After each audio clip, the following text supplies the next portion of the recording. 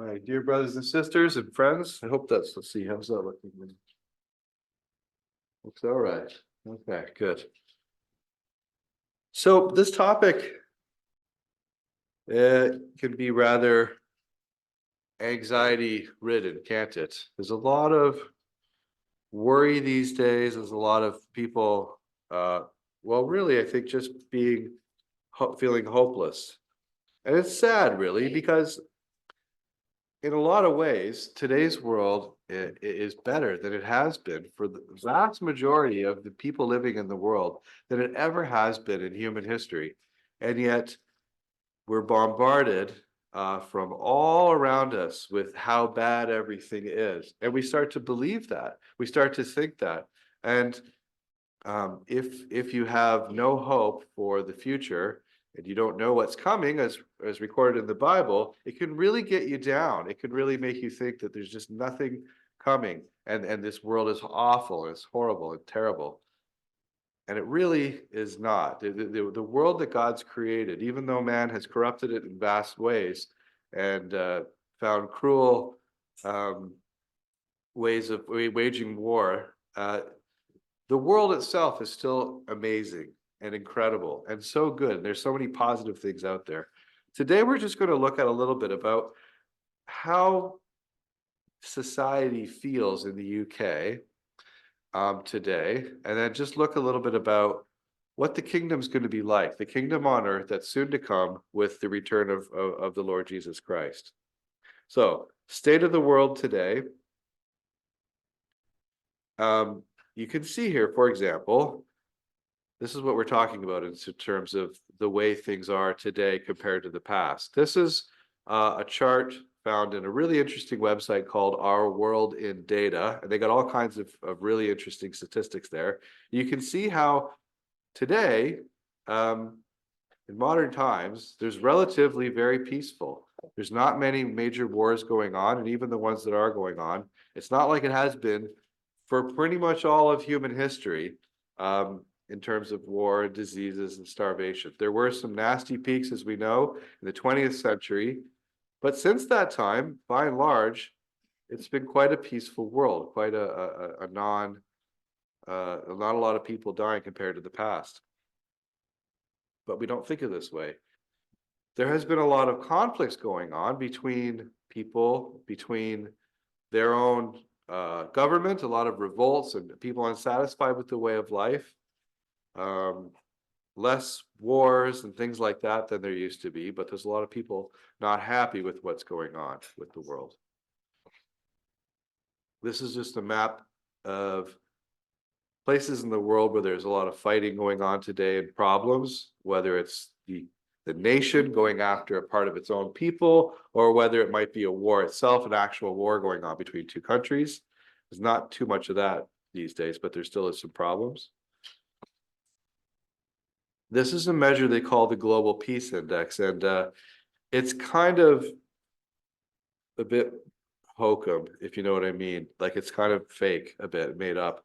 But there is a general idea of which country, where it's the nicest, most peaceful place to live. And you can see that, well, we live in the blue zone here in the UK, and it's some of the more peaceful parts of the world.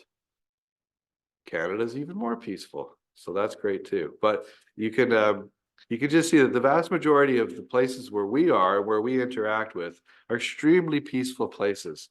Unless you go to some of the more war-torn areas of the world, you don't experience this, except when we turn on our TVs. And then it seems to be everywhere and all around us and about to get us. But you can see that really it's quite a peaceful time we live in.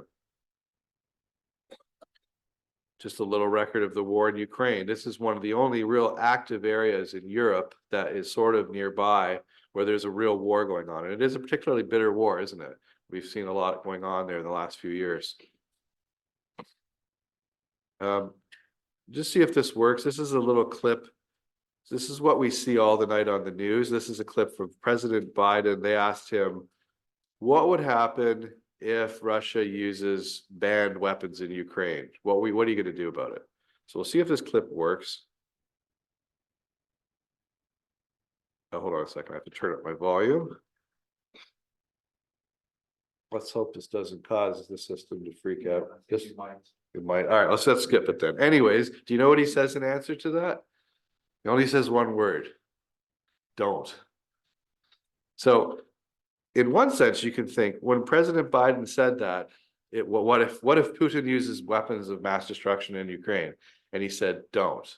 And in one way, it was kind of a weak answer, but in another way, it's a very powerful answer because he's keeping everything back. And the massive military might of the US might be used in this case. And he's warning them. He's keeping his cards to his chest. Anyways, we'll skip through that. There's the ongoing problem right now that we see on the news between Israel and Iran. It's very concerning for many of our brothers and sisters. We have in Bristol Down End, we have a fair number of refugee and former refugee people from Iran. I think we've had about 20 over the last few years, and right now we have about 5 or 6 who are there every week, most baptized, but there's 2 new people who just joined up who are just learning the truth. And when this really kicked off the other week, when Iran shot all those missiles at Israel, they all came back. We hadn't seen some of them for a few weeks, and they all came back, and they were all wondering, what's happening? What's going to happen to does the Bible have any say on this? When is the kingdom coming? And they had a lot of worry about this. So there's definitely worries from that perspective. This was a poll that was done, I think, this month. Yeah, earlier this month. What do people think are the worst problems in the UK today? What are we worried about? Where does there seem to be no hope? And people think they just can't afford to live anymore. Nobody makes enough money and things cost too much. And we may have some empathy with this. The NHS, if we get sick, can we see a doctor? Is it going to take us 3 months to get cancer surgery or treatment if we need it? The economy in general, is it really bad? Housing, how is anyone going to afford to buy a house? We get bombarded all the time with things about the climate change and the end of the world and all this with the environmental collapse and things, and there's crime everywhere and everyone's getting stabbed on the streets. This is what people are really worried about. But if you turned off your television or you stopped going on news sites on the internet and you just thought about in your own life, in your own family's lives, in your friends' lives, in your community where you live, how much of a real problem is this, especially for Christadelphians, for believers in the Lord, Jesus, and the kingdom soon to come? Do these things, how much do they really affect us in a real way? And I think you find that they don't really affect us so much as we worry about them. So there's this impetus to make us worry about things by modern media. So here's an example. We worry all the time that how are we going to afford to heat our houses in the winter? And there was a problem in the middle when the war first kicked off between Russia and Ukraine. It went through the roof, didn't it? For about a year there, it was very expensive to pay for fuel to heat our houses. But it's kind of gone back to the way it was before. It's still slightly more expensive, but it's not really that much more. And we don't think about this, that nobody talks about these things on the news, how prices have kind of come back down almost where they were before COVID even. We just don't think about it. It's not talked about. Here's another thing. People worry so much about the economy. However, and it was bad there. It's been a tough year or two. But things are kind of creeping back up. By this time next year, they calculate that we should be kind of getting back close to where it was before COVID. We should have around the same amount of disposable income. People will be better off, but it just isn't talked about very much in the news. It's more a lot of worries for some reason. This is a really interesting graph to look at. They measured back, I think this was in 2016. So the chart on the left is symptoms of anxiety and depression across different age groups before COVID, so 2016. So you have amongst teenagers and young adults, 16 to 24, you have rates of anxiety and depression somewhere around between 10 and 15%. Now look at now, after COVID, that skyrocketed to anxiety and depression. Now amongst that same group, it went up from 12% to 67%. Imagine that, 2/3 of young people today are anxious and have depression. And it went like this across the board. It doubled in almost every category. Even in our most elderly group, symptoms of anxiety, depression. These are those people who never had depression and anxiety in their lives. In their society, they didn't talk about it, or they didn't have it. I don't know which. My grandparents seemed to be pretty tough. Nothing ever really seemed to bother them.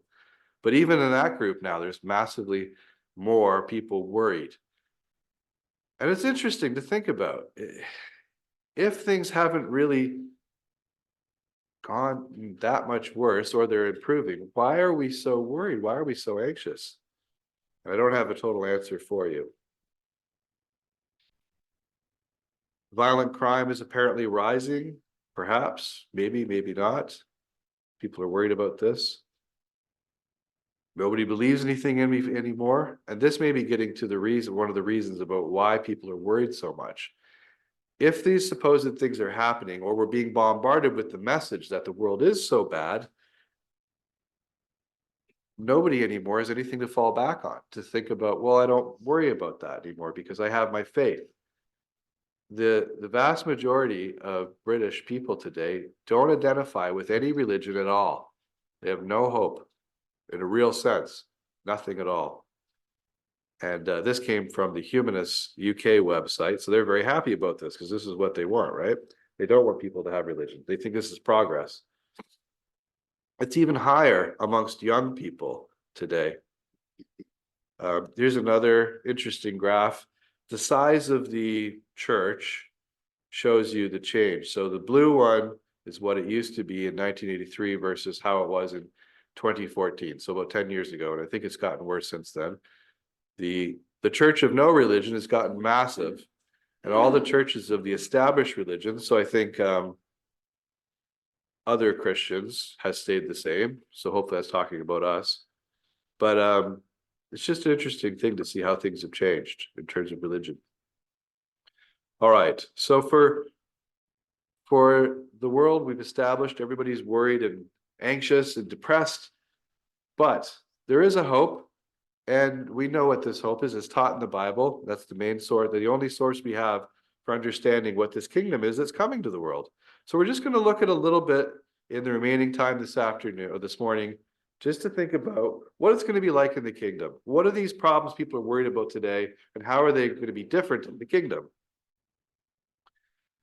So today we think that the sea is raging. This is a Bible symbol, isn't it, for the nations. We see prophecies and poems and songs written in the Bible about the sea being tossed to and fro, and it's a Bible symbol for nations being at war and being in turmoil. So for example, if you flip over to Luke chapter 21, this is a really good example of this. In Luke 21, verse 25, and Jesus, in his prophecy there, the Olivet prophecy, when asked about what is it going to be like when you're going to come back, what's the world going to be like, what's the sign? And one of the signs is that it says, there shall be signs in the sun and in the moon and in the stars, upon the earth distress of nations and perplexity, the sea and the waves roaring. And it's not talking about literal sea and the waves, is it? It's talking about the nations of the world having a real, just a problem. Being in turmoil is a great way to look at it. There's just a little picture of a boat in a very rocky sea. And I know there's a lot of fishermen here in the audience, and I don't know if you've ever been caught out when a storm comes up. It can be pretty scary if you're in a small boat. And I think it's that idea that the Lord's talking about here when he discusses this. The nations, the small nations, the big nations are going to feel like this is what it's like. They're all in turmoil just before the Lord returns and the kingdom is set up. And in the kingdom, that the way that it is today will be completely different. Psalm 89, verse 9. It says very clearly that it's going to be so different in the kingdom. There's not going to be any of this turmoil. The nations won't be at war, anymore. Thou rulest the raging of the sea. When the waves thereof arise, thou stillest them. And when Jesus comes back and sets up the kingdom, this is one of the most amazing things we're going to see is finally the kingdoms of men are going to be at peace, a real peace, a full peace. And if you got your Bible to Psalm 89, just flip over a few pages before. Psalm 65.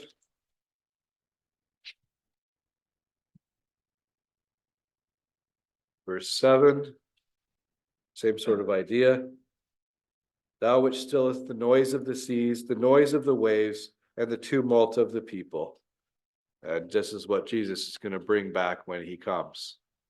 And another one in Psalms, again, Psalm 107, a really interesting passage there about what it's like and what the nations are truly like and the way that God sees them in a personal level. He commandeth and he raises the stormy wind, which lifteth up the waves thereof. They mount up to the heavens, they go down again to the depths.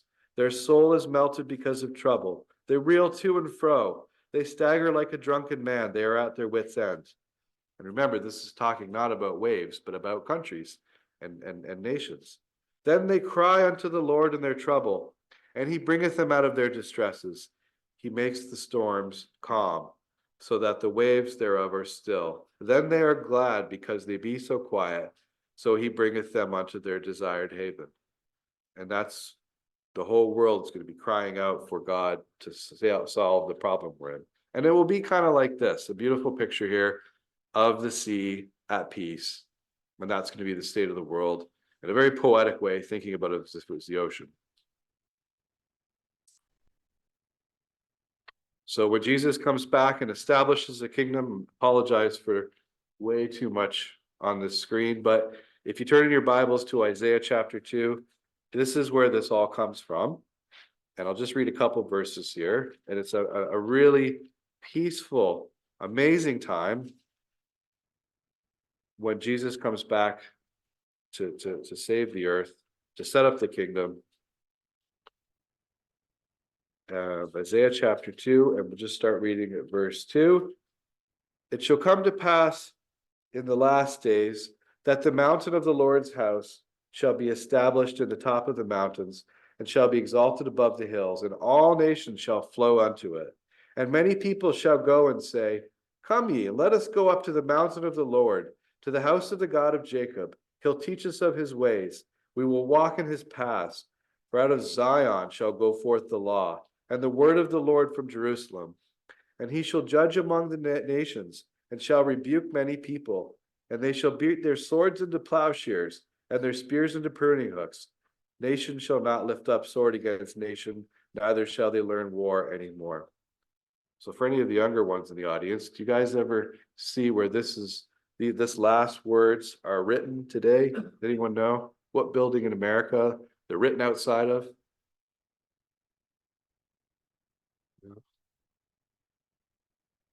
This is written just outside the United Nations building in New York. They took a bit of this passage out. They forgot all the bits about God and the Lord Jesus and the setting up of the kingdom, but they think that the world is trying to think that the United Nations is how to bring about this passage. It won't, and it never can, but that's the idea. And in fact, the world uses these passages. They would love to have this come into being so much. And yet, because of flesh and sin, this is never going to happen. But years ago, after the Cold War ended, the America and Russia they started to decide we need to do something about our nuclear weapon stockpiles. We have so many nuclear weapons, absolutely tons of them, thousands and tens of thousands of them, and they're now completely useless. Well, they always were, but what are we going to do with them all? We can't afford to keep maintaining them and keep testing them and things like this. We need to do it. So they got together and they both put inspectors in each country. While this was back in the 90s where they were still sort of friendly for a few years. And they decided to massively reduce their stockpile of weapons. And they called this the Plowshares program. And what they did was they took nuclear warheads and all the nice uranium and plutonium and things out of that. And they set up two factories, one in Russia and one in America, And they converted this into fuel. And they would sell this on the open market. And there was so much of it that it depressed world uranium prices for about 20 years because it was cheaper to buy it from this program than to mine it from mines in Canada or Australia or Kazakhstan. But again, they're looking at these. It's just interesting how man looks at these Bible passages and thinks, we can do it. We can make this peace happen. And they won't until the Lord comes back. And this is the picture outside a big statue on the lawn outside the United Nations of someone taking a sword and beating it into something you'd use in an old-fashioned kind of farm. And it's a direct quote from that passage in Isaiah. Right now, here's another really interesting thing that I think is important. As believers, and if we want to try to get some peace today, we know the kingdom's coming in the future, but our faith can actually help us today. It can give us a measure of peace. We can send our worries to God in prayer, and He's going to give us some peace. Look at this. There's a few passages. You don't have to turn them up if you want. I'll have them on the screen. But 1 Peter chapter 5, verse 7 says, if you're worried about something, if you're stressed, give it to God. Cast your care upon Him because He cares for you. God doesn't want you to be worrying all the time, especially about these kinds of things, which there's nothing you can do about them anyways. So put them back to God. Send them to God. Let Him take care of them. And He's definitely going to take care of you. Jesus promises, says, come unto me, all ye that labor and are heavy laden, and I will give you rest. Praying to God and giving these worries up to Him can really help. It sounds kind of trite, but it really does work to give them up to God. Let Him take care of them. And Psalm 4, verse 8. I don't know why sometimes we worry so much as we're trying to get to sleep at night, but for some reason we do. And this is a great time to pray to God as you're going to sleep. Give up your worries to Him. Say them out to Him. Give them to God. I will both lay me down in peace and sleep, for thou, Lord, only makest me dwell in safety. How true that is. Well, what's another thing that's amazing about the kingdom? Well, people are worried today about injustice. Society seems to be crumbling to them. They're worried about how there's no justice in the world, crime's going crazy. The police are all corrupt, the governments are all corrupt, and no one's thinking about justice. And we know that in the kingdom, whether that's true or not today is up to you to understand. But in the kingdom, there'll be true justice. With righteousness shall Jesus judge the poor and reprove with equity for the meek of the earth, and He will smite the earth. In Isaiah chapter 11, there's a whole passage there which talks about what it will be like to have a true justice system that's actually perfectly just and will help people who need it instead of the way it is today.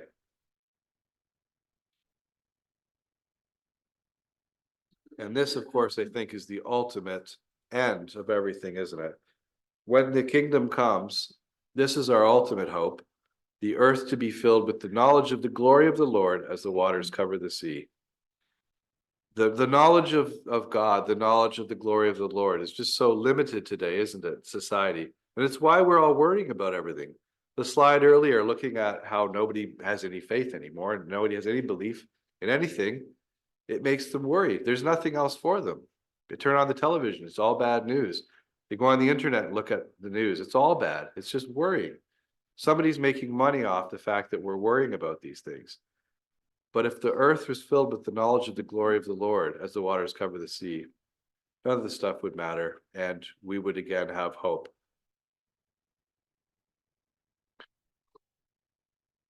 One of the big things I think they really are pushing in schools today is to try to get kids to be really anxious about the state of the environment in the world. And I know for years we've talked about this in schools and in society, but for some reason now they're just hammering the kids with this worry that the world's about to collapse. And we can talk after about whether, the facts of that, but in the kingdom, it's not going to be that way. Whatever it is today, whatever is the reality of the situation in the kingdom, it's going to change, isn't it? The world's going to become like it was in the Garden of Eden. The entire world. They shall say, the land that was desolate is become like the Garden of Eden. Imagine these places today that are like deserts where there's nothing living. And they're saying it's going to get worse there. And the kingdom, it's going to be like a beautiful garden everywhere in the world. All of the farmers will be making food like you wouldn't believe. It would be just amazing how it's going to completely change in the kingdom to the way it is today. Now, for those of us who've been baptized and we believe we're going to be in the kingdom as saints, we have an amazing hope, don't we? But sometimes you might think about, well, what's going to be like for the regular folks who have, up to this point, had no uh, knowledge about Jesus, they don't know anything about the gospel. Well, the kingdom's there for them as well, in a different way. The kingdom, what it would be like for a mortal person to live in the kingdom? And Isaiah 65 says one thing that's going to change is physically, people are going to be much, much healthier. And there's a lot of capitals in this quote, but never again will there be in it an infant who lives but a few days, or an old man who does not live out his years. He who dies at 100 will be thought a mere youth. He who fails to reach 100 will be considered accursed. So one major thing that will be changed in the mortal people who live in the kingdom will be their health will be changed. They'll be able to be living a lot longer than they are today. Very, very healthy. That's an amazing thing for people to think about when, it's so different than that today. So benefits for everybody. And for us, who we consider we're going to be what the Bible calls the saints in the kingdom, we're going to be changed, aren't we? We won't be these fleshly mortal bodies anymore, but powerful immortal bodies. They will hunger no more, neither thirst anymore.